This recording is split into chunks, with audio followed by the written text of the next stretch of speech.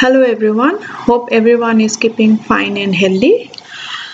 Today we are going to discuss in relation to your chapter accounting for share capital the types of companies. We have to know what are the various types of companies that exist so that we have a better understanding in recording of share capital or that is recording in all the information relating to the transaction of shares or other kind of securities. Okay, so the topic of discussion is types of company as per your Companies Act of 2013. We have already know a company is a company that is registered under the Companies Act of 2013 or any other such relevant act, or in a common parlance we can say a company is a group of persons, referred to a group of persons coming together with the resources of capital, manpower, skill for the common objective of making profit. This is it's another form of doing business. Yes, a company in India can only be formed after registering with the concerned registrar of companies, following the common procedures as prescribed under this act or another type of act. Now, when we talk about types of companies or what are the different forms of a company form of business, it can be segregated or differentiated on different grounds. One of the ways of differentiating that of segregating the types of companies on the basis of size. It may be on the number of members, or it can be on the basis of control, on the basis of liability, or on the basis to access to capital. This is one way of segregating the types of company. Another way we can do is on the basis of members, on the basis of liability, on the special companies, or on the method of control or how the companies are functioning. So you see, if you go through different books, different websites or title, you may find different ways of segregating the types of company or differentiating between different types of companies. So what we are going to in this program, we are going to discuss is certain common types of companies that we normally find. The one of the outcome of the Companies Act of 2013 is one-person company. Prior to this act, the minimum members required to form a company was 2. Now, with this one-member company, this has been overlooked. So, as what is a one-man company or OPC? It is under the it's one-man company is such a company in which there is only one person as a shareholder or as its member. Now, when it is registered as a private company. Now, what has happened is that this type of company has a flexibility. Because of a company form of business which offers also which provides a protection against limited liability, which was not present in proprietorship or partnership. Yes, so one person, as we can see in this particular figure, one person is a sole member who performs all the tasks required for a company form of business. This type of have come into existence in India also. For example, we find RH Agri Industries Private Limited, Agri First Farm Industries Private Limited, Sri Nilakantheswara Seed Private Limited. These are one-person type of companies. Now, if you find unique in this name is, had it been a normal private company, we would have simply found RH Agri Industries Private Limited. But since it's a one-person committee, the OPC is written within bracket. Can you find? Even in Agri Forest Farm Industries, what we find? We find that OPC is limited. Nilakantheswara is OPC is limited. Yes, so these are one-person companies.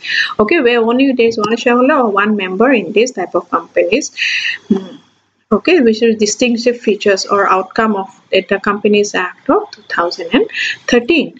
On the basis of members, number of members, with other type of companies we find is public company and private companies. When you say All India, BSNL, State Bank of India, what are these? These are examples of public company. What is a public company? A public company is one which is not a private company.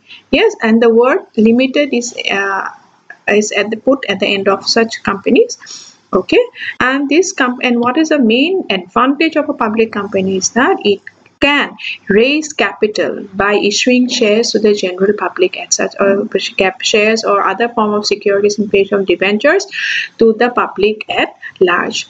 The minimum number of members required to form a public company is 7, and there's no limit to the maximum number of members, except in banking companies. Okay, so what we find is these are examples of public limited, and the main advantage is that they can raise capital by inviting the public. And an opposite of a public company is a private company. Yes, what is this? Private companies have they have certain restrictions. First restriction is that unlike the public companies, they cannot raise capital by inviting the public at large to subscribe from them. And also there is a restriction as regards transferability of shares, that is buying and selling of shares, to whom they can sell or from whom they can buy. There are certain restrictions on this transferability of shares, and secondly on they cannot invite the public for subscription of their shares.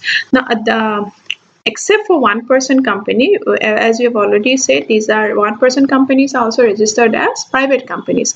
Unlike those, the maximum number of members, minimum to form a private company is 2, and the maximum number is 200. Except now, when we say 200 members, please remember here, even the employees of a private company can be a member of or shareholder. So the present and the former employees of companies are not included when we say 200 members, nor two persons can jointly hold the shares of a particular company. So those, even suppose one particular share is jointly held by two persons, then they are not counted as two, they are counted as single member. So maximum they can be 200 members in a private company. And as for example, we have ICICI Bank, we have Infosys, we have Wipro, which are examples existing in India, which are private companies. So on the basis of members, we got three. One is one-person company, one is public company, and one is private company.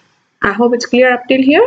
Next, on the basis of the liability, we can differentiate members, the company, on the basis of company limited by shares, limited by guarantee, or unlimited company.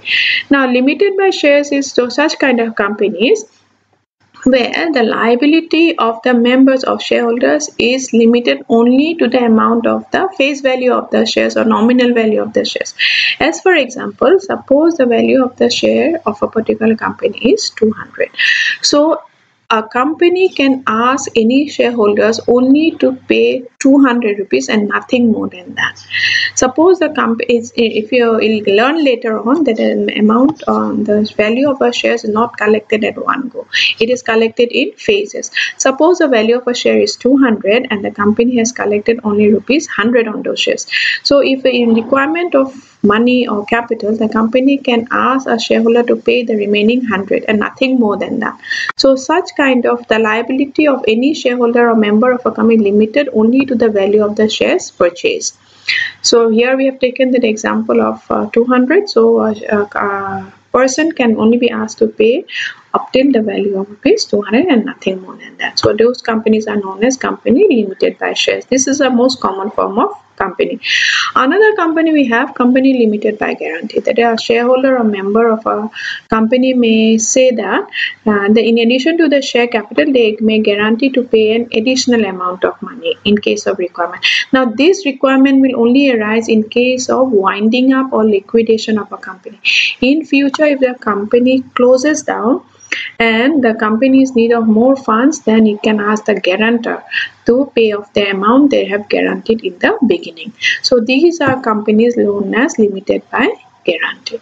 Next, we have a very rare form of company, that is unlimited liability. That is it is like your partnership or your sole proprietor, where the owners or members or shareholders liability is not unlimited until the debt of a company is paid off. They can ask for money from its members or its shareholders. Yeah, so it can go into their private properties also.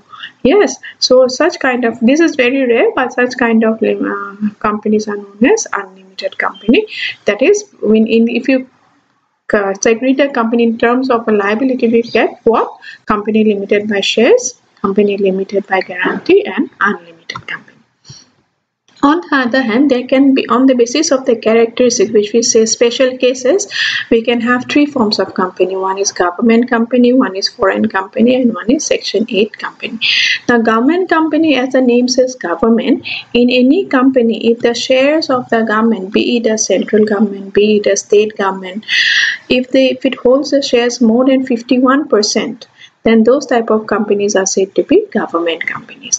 That is, if a government, it may be solely a central government holding a more than 51% of shares in a particular company, or it may be a central government and a state government holding their shares, or it may be the central government or two or more state governments, or it can be only the state government. Any of the factors, if a government holds, any form of government, central or state, holds more than 51% of the shares in a company, that type of company is known as government company. On the other hand, foreign company, as the name says foreign, the company is registered or incorporated or formed outside India, but it is carrying on its business in India through its agent, or physically, or through any other through its office in India, or through any electronic mode. These are known as foreign company. Nowadays you find your cosmetic products, your garments, many foreign brands are available in India. So those are what? These are foreign companies. They are not registered. They are only carrying out, their origin is in a place outside India, but they are only carrying on their business in India. So such kind of companies are known as foreign company. Section 8 companies are non-profit organized. I don't think I have to explain this because you have already know more on it, because it's included in your syllabus. That is, those companies who carry on activities not for profit motive, but for the promotion of art, commerce, education, cultural activities. The income generated from it is not distributed among its members or shareholders or members, but it is used for promotion or of such kind of cultural and social causes. Okay, these are. So on the basis of special cases, we have government company, foreign company, and Section 8 company. Next, on the basis of control. Now here I have to explain to you holding company and subsidiary together. Now remember, here is, there are two companies, let's say AB company and XY company. Now what is happening here is, AB company holds majority of the shares in XY company.